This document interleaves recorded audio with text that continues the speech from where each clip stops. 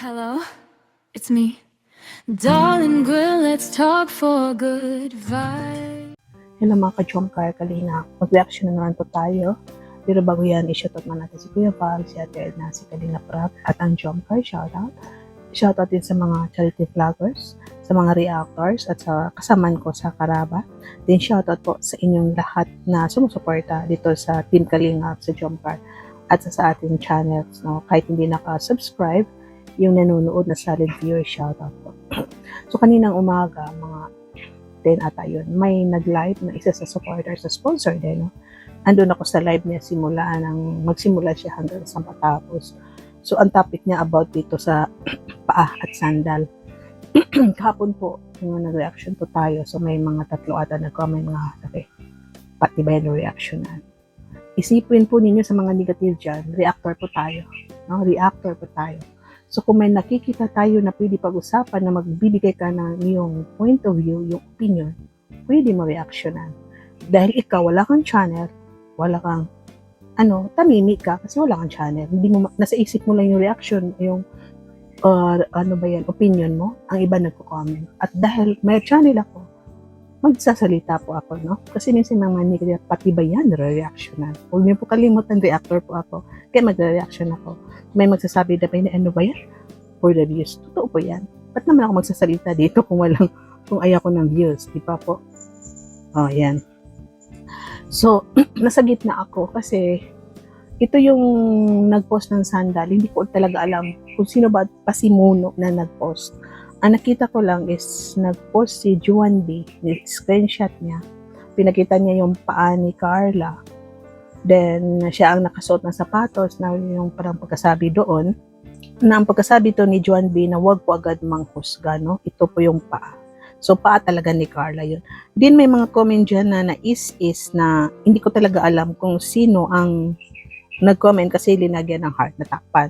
Pero may mga narinig din ako na si nag-comment, si ganito nag-comment. Pero wala akong idea kung sino talaga ang unang-unang nag-comment. Kasi natakpan ito yung binanggit ito si Mamo, na senior daw, paa, pagod, ganyan, ganito, ganyan, no? Hindi ko alam kung sino yung kasi tinakpan. So, nung reaction ko yun, nasa gitna ko na be kind to one another. So, dito, isa sa itong nag-live, may mga tatlo siyang binanggit na mga pangalan, no? Pwede nyo panoorin po, no? Banggitin natin si Rosemary Catedral. May tatlo siyang mga pangalan na binanggit doon. So sa akin lang, para sa ating pagkakaisa, may point din siya doon na yung bang kung gusto natin ng pagkakaisa katahimikan, sabi niya, simulan ninyo dyan, no? Pero para sa akin, una-una, simulan sa ating sarili. Diba? Una-una, simulan natin sa ating sarili na kung may nakita siguro tayo ng mga post na hindi natin gusto, pwede mo na natin yung magpigil-pigil. No? Pwede tayo mag-comment na hindi tayo mag-mention ng pangalan. No? Minsan, hindi tayo nag-mention ng pangalan, pero yung comment natin is parang may tinatamaan. No? Simulan natin sa ating sarili yung pagbabago na para wala tayong masagasaan. Huwag na natin i-comment. Pwede mo na i-share sa kaibigan mo, sa inbox na kayo lang nag-uusap. Wala na tayong sasabihin na inggit, walang pagmumura kasi hindi natin talaga alam kung anong nasa puso ng isa. Minsan na misinterpret natin na inggit si ganito pero ang totoo hindi naman inggit, no? Minsan na misinterpret natin yung isang tao na ganyan siya, ganito, pero hindi naman pala, no po? So para sa akin po is siguro huwag na tayo mag-post ng mga pahula-hula. Example, alam mo na si Carla yan, no, nag-iisa dyan, o may kasamang dyan. Pwede siguro may mga hulaan ninyo kung sino ito, di ba po? Pero kung alam natin na may mga kasamahang sponsor, lalo na mga senior, siguro avoid na lang tayo sa hula-hula kasi hindi maiwasan talaga na madadama yung mga katabi niya kasama niya, which is minsan, ang totoong may-ari ng paa na yan o kamay na yan is iba, no? Pero ang mini-mention yung iba naman, which is nakakasakit tayo ng kapwa. So, ganun din, no? Hindi ko rin alam kung sinong panimuno kasi may nabanggit siya doon yung nag-live na si si ganito, nagsabi daw na ang panimuno daw ay si ganyan, no? Siya daw nagsimula. Nakita ko naman dito sa post ni Juan B, no? Doon sabi niya na hindi tayo wag tayo maghusga. So maraming nagko-comment diyan na may mini-mention na pangalan na si ganito daw nagsimula, si ganito ang nagsimula. Ako nasa gitna ako. Love ko kayo lahat kasi siyempre react ako, kasamaan ko kayo. So, siguro subukan natin una-una sa ating sarili yung be kind, yung bang yung bang pigilan natin ang ating sarili na lang na mag-comment, or huwag natin mag-mention ng pangalan, o isa pa, huwag natin mag-post ng pahula-hula na kung alam natin na may madadamay, di ba po? Kasi diyan talaga magsisimula ang issue. So ang nangyayari minsan, mga yan, no, parinigan. Alam po natin na may mga supporters na hindi na nagpapatalo kasi ayaw niya yung hinusgahan siya, ayaw niya yung nababal siya, napapag-usapan siya. So talagang sasagot at sasagot. May iba naman na ayaw nila mag-live. So doon lang sila sa mga comment, no, di ba? So ang mga silent viewers at sa labas ng communities, natutuwa. Oy, nag-aawayan sila, o nagbabangayan sila, ayan na sila. Lalo na itong Jomcar na pag nalaman nila na nagbabangayan tayo ng mga supporters, hindi talaga sila natutuwa. Ano po? Lahat naman tayo ang purpose natin is para sa Jomcar. Lahat tayo nangangarap na makasama natin ang Jomcar. Ang pagkakaiba lang is, ang iba walang financial, wala silang i-support sa sarili nila para pumunta dyan kung nasaan sila. Ang iba dyan is hanggang tingin na lang, hanggang pangarap na lang. So, maswerte tayo, maswerte talagang iba kasi meron silang cash na yung pera nila mismo na makapunta sa lugar na yan, ma-sponsoran nila yung sinusuportan nila para i-meet up, no? Yun ang pagkakaiba. Kasi talaga lahat tayo, gusto natin talaga na makasama, ma-meet ang Jomcar. Magkakaiba lang tayo ng status sa buhay. So, yun. Pero para sa akin, wala naman siguro competition dito na, mas marami akong pera, kaya marami akong iambag na i-treat ko ang Jomcar dito sa ganitong lugar, marami akong pakain, marami akong ibibigay, no? Iyon naman ng iba, katamtaman lang, no? Na-meet lang nila ang Jomcar, mag-lunch, dyan, gano'n. Ang iba naman, nagpapa-travel. So, kaya kasi magkakaiba talaga tayo ng status sa buhay.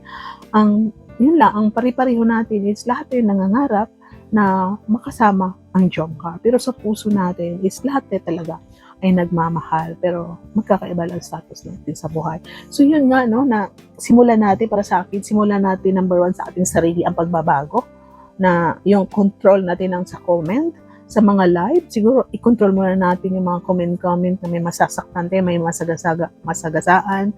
Sa mga comment sa mga post, i-control din natin yung mga comment na meron tayong mamimensyon ng mga pangalan para iwas gulo. I-control din natin yung mga sarili natin, huwag na tayo mag-post na mayroong masagasaan, no? I mean, huwag na tayo magpahula-hula na alam natin na mayroong matatamaan, no? Katulad yun sa akin, I accept my mistake about sa 3 mansanas kasi I admitted talaga na mayroon akong pinarinigan, which is na-realize ko na hindi na maganda yun. Kasi may masagasaan ka kahit hindi masamang intention mo, pero para sa iba, para sa kanila is nasaktan sila. So siguro yun naman nakaka-learn tayo ng lesson. Ako naka-learn ako ng lesson. Buti pa yung tamaan ko lang sarili ko, sabihin ko lang masama ang loob ko sa sarili ko, iyak ako kahit ano na, kahit murahin man ako ganito, kasi sarili ko, hindi iba. No? So parang po sa Jomcar, magkaisa po tayo. Yun, magmahalan po tayo. Kaya sabi ko, mag-reaction ako dito kasi gusto ko sa gitna. Andito na team, alam ko mahal niyo ang Jomcar.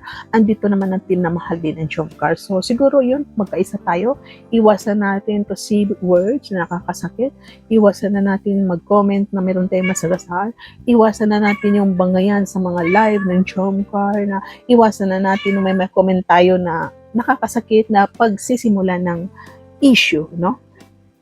I-try natin kaya na maging matahimik na lahat-lahat. Yung katulad ng nagsisimula pa lang sa part 1, part 2, part 10, na lahat ay masaya, walang competition. Hindi ko naman masasabi na may competition sa Jomcar, no? Hindi ko alam, no? Hindi ko rin masasabi kasi talagang, yun ang sabi ko, magkakaiba tayo ng status ng buhay. Talagang iba, talagang kayang-kaya nila magpa-travel, marami sila ang bagat, marami budget talaga sila. Ang iba naman dito is kunti lang, hanggang tingin na lang. So, I don't know kung may competition, pero para sa akin, walang competition. Lahat tayo ay nagmamahal, sumusuporta sa Jomcar, at lahat tayo ay nangangarap na makita sila, mayakap sila, mahagan sila, makasama sila. So sana ay yun, ang pagkakaisa na yun ay sana i-maintain natin yung samahan, i-maintain natin yung pagkakaintindihan, i-maintain natin yung mapayapa ang ating community. Nakita natin na masaya ang Jomcar sa part 108, masaya sila sa Baguio, at sana tuloy-tuloy na ito. At who knows, no? Pag nakasalang Jomcar, magkita-kita tayong lahat, magyayakapan at magsabi tayo sa isa't isa, ay sorry sa nasabi ko sis, ayaw nga pala sorry, no? Mag-ano na tayo, kumare, kumpare na tayo kasi mga ninang at ninong na tayo, di ba po? So dito na lang po ang aking reactions for today. Sana po, huwag na masamain, no? Love ko kayo lahat. God bless you all and see you in my next reaction video. Magkaisa po tayo sa Jomcar, sa Team Kalingap, at lalo na sa Panginoon dahil gusto ng Panginoon na be kind to each other, love one another. Bye! Ingat po. Darlay ni vlog ang boses ng Jomcar, Team Kalingap ang sigaw